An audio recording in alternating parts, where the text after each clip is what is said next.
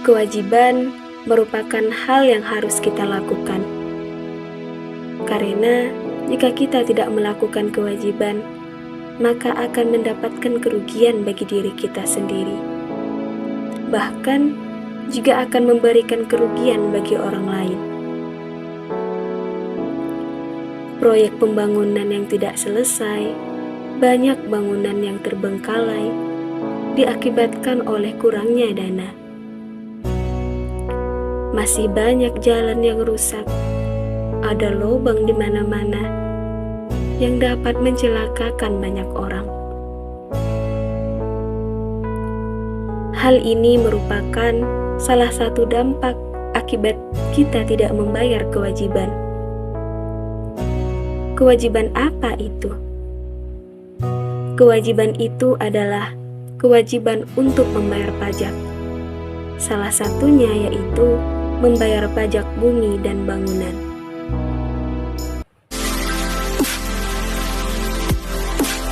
Pajak bumi dan bangunan atau disingkat dengan PBB adalah pungutan yang harus dibayar atas keberadaan tanah dan bangunan yang memberikan manfaat dan status sosial ekonomi bagi seseorang atau badan yang mempunyai hak atasnya dan memperoleh manfaat padanya. PBB dikenakan pada orang pribadi dan badan yang secara nyata memiliki hak atas bumi dan mendapatkan manfaat atas bumi, mempunyai hak atas bangunan dan menerima manfaat atas bangunan. Baiklah, di sini saya akan menjelaskan terkait objek pajak dan subjek pajak. Subjek pajak adalah orang atau badan yang memiliki hak atas kepemilikan tanah dan bangunan itu sendiri. Subjek pajak ada dua, yaitu subjek pajak aktif dan subjek pajak pasif. Subjek pajak aktif adalah orang atau badan hukum yang memiliki hak atas kepemilikan tanah, di mana mereka bertanggung jawab dalam membayar pajak yang sesuai dengan aturan yang sudah berlaku. Lalu, subjek pajak pasif adalah orang atau badan hukum yang menggunakan tanah itu sendiri atau bisa juga bangunan. Namun, ketika mereka sudah memiliki kesepakatan antara pemilik dan pengguna. Baiklah, di sini saya akan melanjutkan penjelasan dari objek pajak. Objek pajak adalah tanah atau bangunan itu sendiri. Objek pajak ada dua, yaitu objek pajak tanah dan objek pajak bangunan.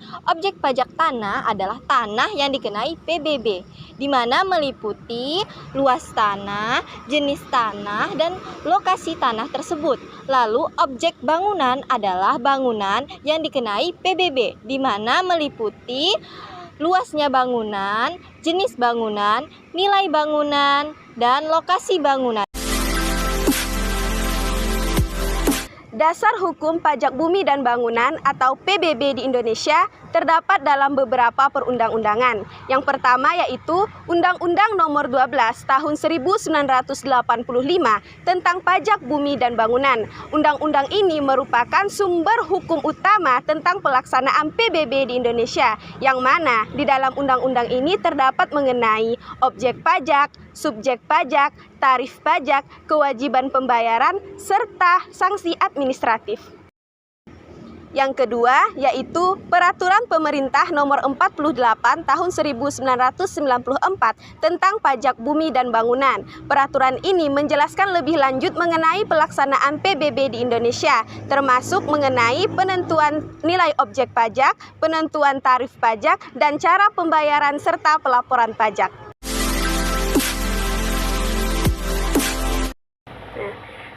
Baiklah, di sini saya akan menjelaskan terkait perhitungan pajak bumi dan bangunan atau PBB di Indonesia. Di sini saya telah menyiapkan sebuah slide, jadi teman-teman bisa melihat slide tersebut berdasarkan penjelasan yang akan saya sampaikan. Nah, yang pertama yaitu kita melihat rumus dari PBB itu sendiri, yang mana tarif sebesar 0,5% dikali dengan nilai jual kena pajak atau NJKP. Nah, terus untuk rumus NJKP-nya adalah 40% dikali nilai jual objek pajak atau NJOP dikurang dengan NJOPTKP. Apa itu NJOPTKP? Nah, NJOPTKP ini adalah nilai jual objek pajak yang tidak kena pajak. Nah, dengan ketentuan bahwa jika lebih dari 1 miliar, maka angkanya adalah 40%. Lalu, jika kurang dari 1 miliar, maka angkanya adalah 20%. Nah, angka NJOP TKP ini adalah 12 juta rupiah. Nah, jadi atau bisa kita katakan bahwa rumus PBB ini adalah 0,5% dikali 40% dikali NJKP. Jadi untuk lebih mendalami ya pemahaman kita mengenai perhitungan pajak ini, maka kita akan melihat contohnya. Nah, jadi contohnya seperti ini. PTA mempunyai lahan di area Jakarta seluas 1000 meter persegi dengan bangunan seluas 800 meter persegi. Angka NJOP untuk tanah setiap meternya pada area tersebut diketahui sebesar 5 juta rupiah dengan harga bangunan setiap meternya adalah 1 juta rupiah. Nah, jadi bagaimana cara menghitung PBB dari PTA tersebut? Untuk itu, kita harus mencari yang pertama yaitu NJOP untuk bumi dan bangunan. Nah, pertama kita akan menghitung NJOP untuk bumi terlebih dahulu. Tadi luas lahannya ya, luas lahan untuk bangunannya itu sebesar 1000 meter persegi. Nah, 1000 meter persegi ini kita kalikan dengan 5 juta rupiah tadi, maka akan menghasilkan sebanyak 5 miliar. Selanjutnya untuk bangunan tadi luas lahannya yaitu sebesar 800 meter persegi dan kita kalikan dengan 1 juta rupiah seperti yang telah dijelaskan di soal tadi, maka akan menghasilkan 800 juta rupiah. Nah, untuk mendapatkan NJOP-nya, maka akan kita jumlahkan NJOP bumi dan juga NJOP bangunan. Dengan jumlah 5 miliar kita tambah dengan 800 juta rupiah, maka akan menghasilkan 5 miliar 800 juta ribu rupiah. Selanjutnya, setelah kita mendapatkan NJOP-nya, maka kita harus mencari NJKP-nya. Nah, NJKP-nya ini adalah 40% dikali NJOP dikurang dengan 12 juta. Nah, jadi 40% dikali 5 miliar 800 ribu rupiah kita kurang dengan 12 juta. Maka hasilnya adalah 2 miliar 315 juta 200 ribu rupiah. Nah, setelah dapat juga NJKP-nya, setelah kita mendapatkan hasil NJKP-nya, barulah kita dapat menghitung berapa besar pajak bumi dan bangunan yang dikeluarkan oleh PTA tersebut. Nah, jadi 0,5% kita kali dengan NJKP, maka mendapatkan hasil 11.576.000 rupiah.